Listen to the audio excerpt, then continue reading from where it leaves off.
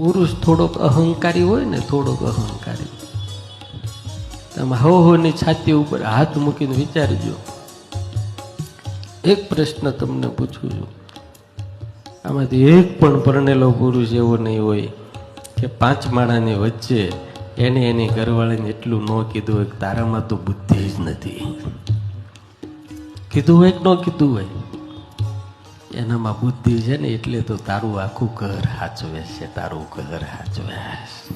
તમારા છોકરા મોટા કરી દે, તમારું ઘર હાચવી દે, તમારા મા બાપ હાચવી દે, તમારા મહેમાન હાચવી દે, તમારી આબરૂ હાચવી દે, અને તોય તમે એમ કહો બુદ્ધિ નથી.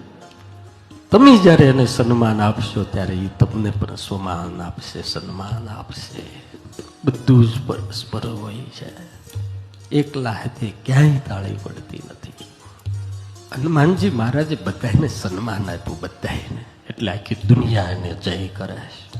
આપણને કેવું છે કે મારું બધું હાલવું પડે, એમ નો હાલે.